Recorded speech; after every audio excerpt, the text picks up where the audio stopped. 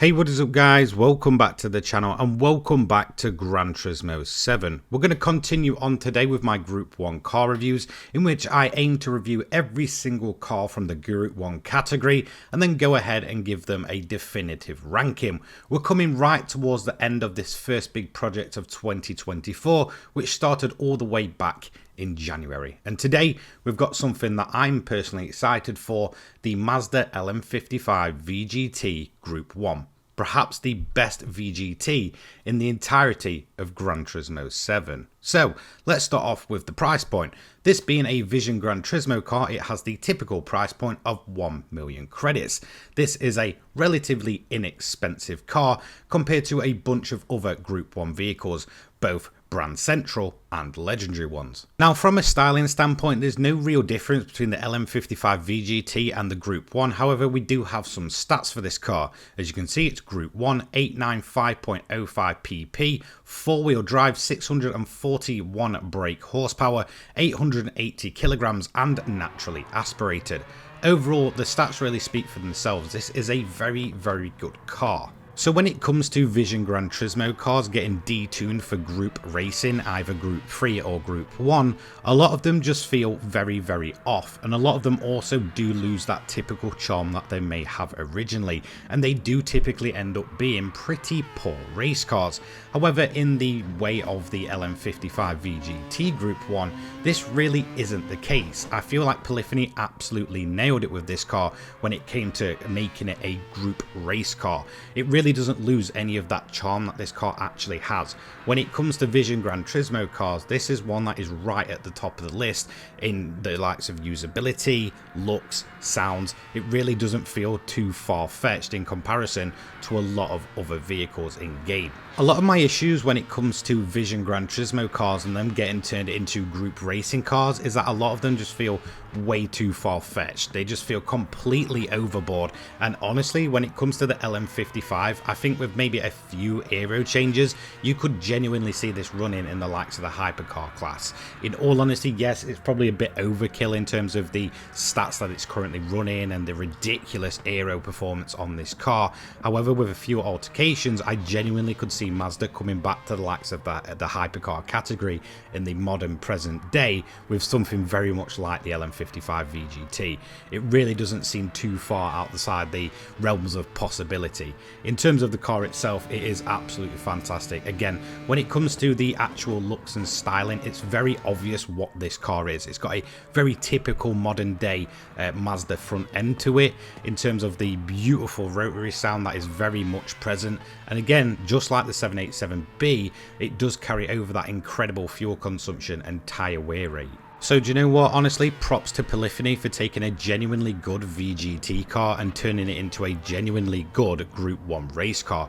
Overall, this is a fantastic machine. Again, maybe not as crazy in terms of the aero capabilities and such as its original VGT counterpart, but that is typically the case with a lot of these cars. Again, when they get turned into group regulations, they have to match a certain, amount of performance points, a certain amount of specs and such. So obviously it's going to be a little bit toned down. But again, there is not much to choose between them. It really isn't a case of this is a massive nerf to the car and it really affects it overall. It really is the type of nerf that makes it just about right to sit in a group category. So I know to a lot of people it would probably be almost like blasphemy to say this, but in all honesty, I feel if the 787B was made in just a few years' time with a few alterations, this really would be something along the lines of what it would be. Now, obviously, we probably wouldn't see the rotary engine these days. Again, I think we all know the story of the 787B, and I'm not going to go too into detail in that. If you don't know, I will be saving that for the 787B review. But in all honesty, this really does feel like a sort of modern, maybe a little bit more futuristic take on what a 787B will probably be produced like today. In all honesty, I could genuinely see Mazda going racing with this. In terms of the car itself though, where is it really useful? Again, like I mentioned, it does differ slightly from the original VGT. I think we all know now that the original LM55 VGT is perhaps one of the most useful Vision Gran Turismo cars in the entire game, and even with a massive nerf to it, it really loses very little in terms of its performance. And it's a very similar story here. Again, there's not too much difference between between them, and in terms of nerfing the performance to make it usable at the likes of 800 events, it is very, very much doable. Again, it really doesn't lose too much in that transformation from nerfing it from the original PP rating down to 800. So I guess a plus point to the Group 1 version is the fact that it doesn't differ too much from the LM55 VGT, the standard one. The fact is that this is still a very usable and useful car overall. So again, if you've got one and not the other, you can always fall back on the Group machine if you don't already have the original VGT. There really is a lot of uses to both versions of cars, and again, there's not too much in it. In terms of the Group 1, obviously it does have a few more stats. A lot of them are blanked off on the original, and again, it is built to a Group standard. So overall, both versions are pretty much spot on. In my opinion though, when it comes to a Group 1 race car of a Vision Gran Turismo variety, in all honesty, this might just be my favourite. Not only for its pretty fantastic looks, I think it is a very smart looking car. Originally, when I first looked at it, I was like, no, it's not my kind of thing, it just looks a bit overboard. But I think the more we've gone through the years, and the more these weird and wacky designs have been popping up in recent times, in all honesty, the LM55 VGT really doesn't seem too far-fetched.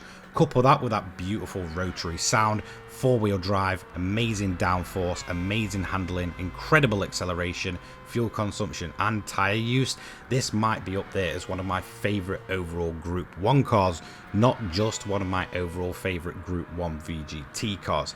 There really is no limit to this vehicle. It's fantastic, and in all honesty, if you've been sleeping on the VGTs, or maybe you just want to actually try out one that is genuinely decent, then to be honest, you really can't go wrong with this car. So there we go, the Mazda's going to go up and across the line to finish off its lap. So let's have a look where it ranks, and now this is where the surprise comes in, and I think even I was caught by surprise. At first I was looking through the list to find where it actually placed, until I realised it was just sat there at the top. This thing in its standard form without a nerf is currently the quickest ever car we've lapped around the Nordschleife, which is just ridiculous. It's even quicker than the 2023 Super Formulas, and that is just absolutely bizarre. For over a year, those SF23s have held that top spot, but along comes the Mazda LM55 VGT Group 1 and absolutely batters that record. Again, it doesn't seem too much, however, at those ridiculous amount of speeds, that is just absolutely incredible. It does it in a time of 5 minutes 37 seconds, which is just absolutely insane. So there we go. Not only do we have a brand new record holder at the Nordschleife, we actually have the fastest Group 1 car that we've ever tested as well. Again, a massive surprise. This thing is seriously quick, and if you've slept on it for the longest time, I'd honestly recommend just giving it a go. It's absolutely fantastic. Anyway, we are coming towards the end of this series. There's only a couple of cars left to test, so I have some absolute best till last type of cars on the way over the coming weeks. Massive thank you to you guys watching at home, and a massive thank you to all of my channel members who help support this channel between uploads. Anyway, have a fantastic rest of your day. Take care, guys. Peace.